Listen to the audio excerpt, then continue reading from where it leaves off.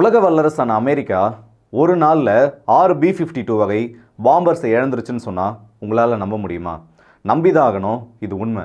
அதுலேயும் இந்த பாம்பர்ஸ் எல்லாமே வெறும் சோவியத்தோட ரொம்பவும் பழைய மிசைலான கிட்டத்தட்ட S-400 ஃபேமிலியிலேயே ரொம்பவும் ப்ரீவியஸ் வெர்ஷனான S-75ஆல் ஒரு இரவில் சுட்டு வீழ்த்தப்பட்டதுன்னு சொன்னால் உங்களால் நம்ப முடியுமா?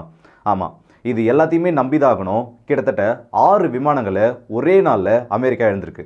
இந்த சம்பவம் எப்போ நடந்துச்சு, இதை பற்றி அமெரிக்கா என்ன சொன்னாங்கன்னு சொல்லிட்டு இந்த வீடியோவில் டீட்டெயிலாக பார்த்துலாம். ஸோ வாங்க டேரெக்டாக வீடியோக்குள்ளே போயிடலாம். நான் உங்கள் RK, இது தமிழ் பொக்கிஷம் வழங்கும் TP ட்ரெண்டிங்ஸ்.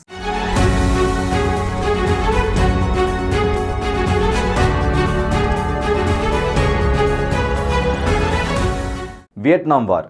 இந்த வியட்நாம் வார் என்ற வார்த்தையை கேட்டாலே அமெரிக்கர்கள் நிறைய பேருக்கு பிடிக்காது. இன்னமும் அமெரிக்க வீரர்கள் அவங்க பண்ணதுலேயே ரொம்பவும் மோசமான, அது மட்டும் இல்லாமல் அவங்களுக்கு சைக்காலஜிக்கலாக நிறைய பிரச்சனைகளை ஏற்படுத்தின வார்களில் இந்த வியட்நாம் வாரை சொல்லுவாங்க. ஏன்னா அமெரிக்காவுக்கு அந்த வியட்நாம் வாரில் அந்த அளவுக்கு அடி விழுந்துச்சு. அதுலேயும் அமெரிக்காவோட சோல்ஜர்ஸ்லாம் வியட்நாம் வீரர்களோட கொரில்லா வார்ஃபேருக்கு பயந்து தலை தெறிக்க ஓடின சம்பவங்களும் இந்த வாரில் நிறைய நடந்திருக்கு. இந்த வியட்நாம் வாரில் அமெரிக்காவால் ரொம்பவும் முக்கியமாக பண்ணப்பட்டது ஆப்ரேஷன் லைன் பேக்கர். இந்த ஆப்ரேஷன்ன்றது அமெரிக்க வரலாற்றில் ஒரு மிகப்பெரிய சேதாரத்தையும் ஒரு மிகப்பெரிய பேரழிவையும் அமெரிக்க விமானப்படைக்கு ஏற்படுத்தும்னு சொல்லிட்டு அமெரிக்காவுக்கு அப்போ தெரியல.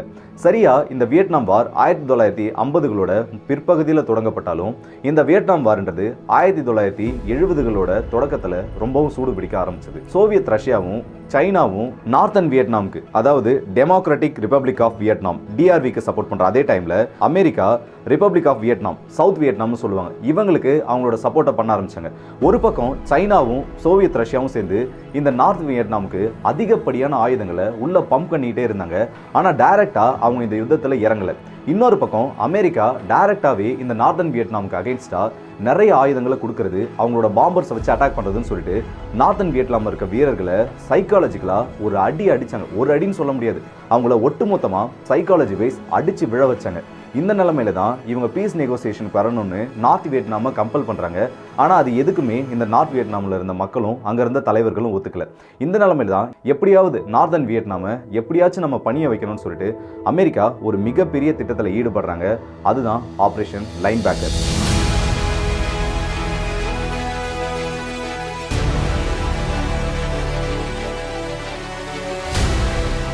யுஎஸ் பிரசிடென்ட், அப்போதைய யுஎஸ் பிரசிடென்ட் நிக்சனோட கட்டளைக்கு ஏற்ப கிட்டத்தட்ட 130 விமானங்கள் வரைக்கும் ஒரே நைட்டில் யூஎஸோட பாம்பர்ஸ் B-52 பாம்பர்ஸ் ஆனது இந்த நார்த்தன் வியட்நாமில் யாருமே எதிர்பார்க்காத அளவுக்கு ஒரு மிகப்பெரிய தாக்குதல் நடத்தணும்னு சொல்லிட்டு ஒரு மிகப்பெரிய திட்டமானது தீட்டப்படுது.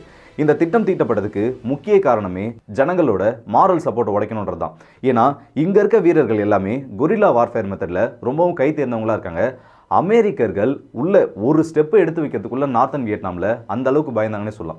ரொம்பவும் கொடூரமான ஆயுதங்களை வச்சும் ரொம்ப கொடூரமான ட்ராப்ஸை செட் பண்ணியும் அமெரிக்காவோட சோல்ஜர்ஸ் நார்த்தன் வியட்நாம்குள்ளே வரவே கூடாதுன்ற அளவுக்கு ஒரு மிகப்பெரிய ட்ராப்பை எல்லாமே இந்த நார்த்தன் வியட்நாம் சோல்ஜர்ஸ் பண்ணி வச்சிருந்தாங்க.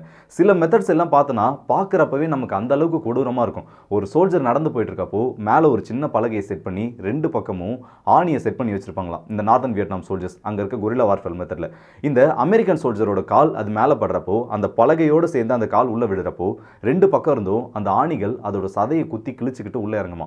இது ஒரு சின்ன எக்ஸாம்பிள் தான். இது மட்டும் இல்லாமல் இந்த மாதிரி நிறைய ட்ராப் அவங்களோட கார்டுகளில் செட் பண்ணி வச்சிருந்தாங்க. இந்த அமெரிக்கன் சோல்ஜர்ஸ் உள்ள வரப்போ அவங்கள அந்த அளவுக்கு சோர்வடை வைக்கணும், அவங்களோட உடலை அந்த அளவுக்கு டேமேஜ் பண்ணணும், அவங்களோட கால்களை அந்த அளவுக்கு டேமேஜ் பண்ணணும்னு சொல்லிட்டு இதனால கண்டிப்பாக நம்மளோட சோல்ஜர்ஸ் உள்ள அனுப்புனா நமக்கு மிகப்பெரிய இழப்புகள் ஏற்படும் சொல்லிட்டு அமெரிக்கா அவங்களோட ஏர்ஃபோர்ஸை வச்சு தான் இந்த வியட்நாமுக்கு அகேன்ஸ்டா பல வேலைகளில் ஈடுபட்டாங்க. வியட்நாமோட காடுகள் மேலே கெமிக்கல் குண்டுகளை போடுறதா இருக்கட்டும், இல்லை நிறைய கொத்து குண்டுகளை போடுறதுன்னு சொல்லிட்டு எக்கச்சக்க அத்துமீறல்களில் இந்த அமெரிக்கா இந்த வியட்நாம்லேயே ஈடுபட்டாங்க.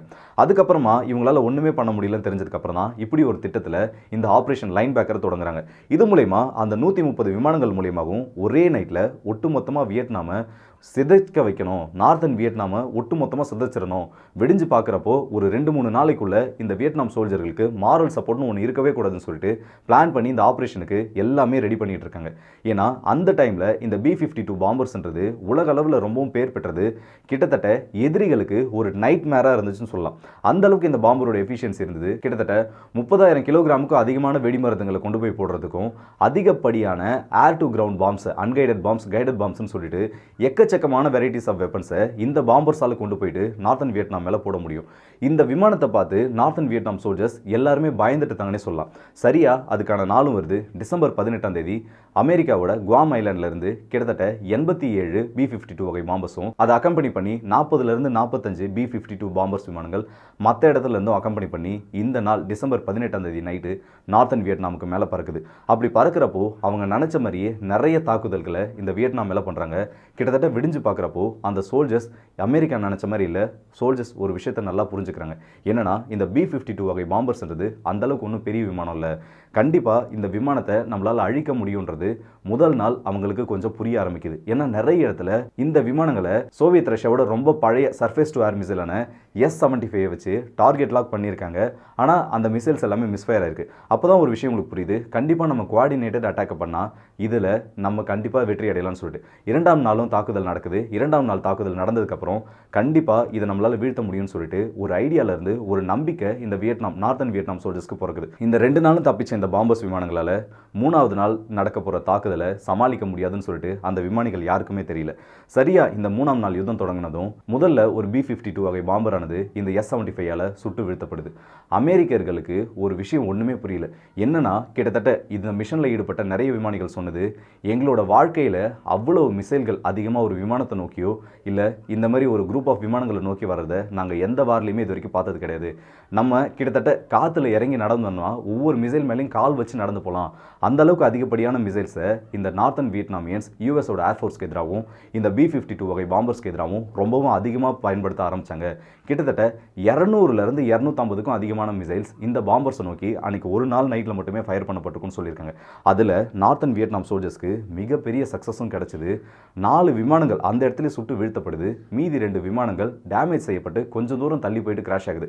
6 விமானங்கள் கிராஷ் ஆனது நார்த்தன் வியட்நாம் சோல்ஜர்ஸ்க்கு ஒரு மிகப்பெரிய மாரல் சப்போர்ட்டை கொடுக்குது. ஆனால் அவங்களோட மாரல் சப்போர்ட்டை உடைக்கணும்னு நினச்ச அமெரிக்கர்களுக்கும் அமெரிக்காவோட பிரசிடென்ட்டுக்கும் மிகப்பெரிய ஒரு கெட்ட பேரையும் ஒரு பயத்தையுமே ஏற்படுத்துது. ஏன்னா ஒரு நாள் 6 விமானத்தை இழந்தப்போ அடுத்த நாள் நம்ம இன்னமும் கொண்டு போனால் எந்த அளவுக்கு இந்த விமானங்களை இழக்க நேரிடும்னு நினச்சி அதுக்கப்புறம் அவங்களோட தாக்குதலை ரொம்பவே குறைச்சிக்கிறாங்க.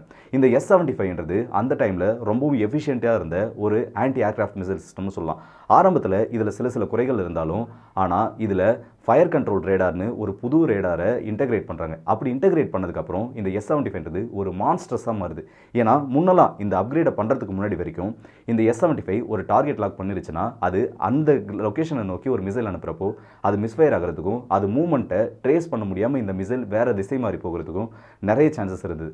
ஆனால் இந்த ரேடாரை இன்டெக்ட் பண்ணதுக்கு அப்புறமா இது ஒவ்வொரு டைமும் அதோட மூவ்மெண்ட்டை கரெக்டாக ட்ராக் பண்ணி கரெக்டாக இந்த விமானம் எந்த இடத்துக்கு வரும் அதை ஃபாலோ பண்ணி போயிட்டு அடிக்கிற மாதிரி இதில் நிறைய அப்கிரேட் பண்ணதுக்கப்புறம் அது இந்த அளவுக்கு எஃபிஷியண்டாக மாறிச்சு.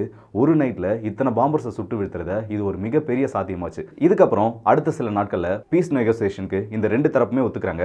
ஆனால் அது எதை மையப்படுத்தி இருந்ததுன்னா அமெரிக்காவோட இன்வால்மெண்ட் இந்த வாரில் இருக்கக்கூடாதுன்னு சொல்லிட்டு அதுக்கப்புறமா கொஞ்சமாக அமெரிக்காவும் அந்த வாரை விட்டு பின்வாங்க வைக்கிறாங்க. இந்த அளவுக்கு அமெரிக்காவுக்கு ஒரு மிகப்பெரிய அடி விழுந்ததுன்றது உலக யுத்த வரலாற்றிலேயே வியட்நாமில் தான் ரொம்ப அதிகமாக விழுந்துச்சுன்னு சொல்லலாம். ஏன்னா அந்த அளவுக்கு அமெரிக்கா நார்த்தன் வியட்நாம் மேலே தாக்குதல்கள் நடத்தினாலும் அமெரிக்க வீரர்களையே பின்வாங்க வச்சதும் அமெரிக்க வீரர்களை நடுங்க வச்ச பெருமையும் இந்த நார்த்தன் வியட்நாமை சேர்ந்த கொரில்லா வீரர்களுக்கு ரொம்பவே அத்துப்படியான விஷயமாகவும் ரொம்பவும் பெருமையை கொடுத்த விஷயமாகவும் சொல்லலாம். ஏன்னா இவங்க கிட்ட இருக்க பெரும் படையாலேயே இந்த நார்த்தன் வியட்நாமில் இருக்கவங்கள ஒன்றுமே பண்ண முடியல. அங்கே காடுகளில் மறைஞ்சிருந்த அந்த வீரர்கள் அவங்களோட நாட்டுக்காக போராடுறோம், எங்களுக்கான இடம் எங்களுக்கு வேணுன்ற ஒரு மன உறுதியோடு போராடினதுனால உள்ளே வந்த அமெரிக்கன் சோல்ஜர்ஸ் திரும்ப அவங்களால மறக்க முடியாத அளவுக்கு அடிகளை கொடுத்து வெளியில் அனுப்பாங்க. இப்போ நான் சொன்னது ஜஸ்ட் ஒரு சாம்பிள், ஜஸ்ட் ஒரே ஒரு இன்சிடென்ட் மட்டும்தான். இந்த ஆப்ரேஷனில் என்ன நடந்துச்சு, அமெரிக்காவுக்கு அதில் எவ்வளோ பெரிய இழப்புகள் வந்துச்சுன்னு சொல்லிட்டு இந்த மாதிரி பல விஷயங்கள் இந்த வியட்நாம் வாரில் நடந்திருக்கு. ஒருவேளை இந்த வியட்நாம் வாரில் நடந்த மற்ற விஷயங்களை பற்றி உங்களுக்கு தெரிஞ்சணும்னு நீங்கள் ஆசைப்பட்டீங்கன்னா தாராளமாக கமெண்ட் செக்ஷனில் எந்த இன்சிடென்ட்டை பற்றி பேசணும்னு மென்ஷன் பண்ணுங்கள். அந்த இன்சிடென்ட்டை டீட்டெயிலாக நான் உங்ககிட்ட டிஸ்கிரைப் பண்ணுறேன். இல்லை இந்த வாரம் ஒரு எபிசோடாக கண்டினியூ பண்ணுறதுனால ஓகே, உங்களுக்கு அது பிடிச்சிருந்துச்சுன்னா நீங்கள் கமெண்ட் செக்ஷனில் சொல்லுங்கள். இந்த வீடியோ நம்ம கண்டினியூ பண்ணலாம். ஸோ இந்த வீடியோட எண்டுக்கு வந்துட்டோம். இந்த வீடியோ பற்றி உங்களோட கருத்துக்களை கமெண்ட் செக்ஷனில் சொல்லுங்கள். அதுலேயும் குறிப்பாக சொல்லணும்னா வியட்நாம் சோல்ஜர்ஸ் அமெரிக்கர்களுக்கு இப்படி ஒரு சம்பவத்தை பண்ணதை நீங்கள் எப்படி பார்க்குறீங்க? உலக வல்லரசான அமெரிக்காவை சின்ன ஒரு நாடு, அதுலேயும் நார்த்தன் வியட்நாம்ன்ற ஒரு சின்ன பகுதியில் இருந்தவங்க S-75 வச்சு இப்படி 6 பாம்பர் விமானங்கள் அழிச்சதை நீங்கள் எப்படி பார்க்குறீங்கிறதையும் கமெண்ட் செக்ஷனில் சொல்லுங்கள். நல்லதை பகிர்ந்து நல்ல சமுதாயத்தை உருவாக்கும். ஸோ அடுத்த வீடியோவில் சந்திப்போம். அதுவரை உங்களிடம் வந்து விடைபெறுவது உங்கள் RK.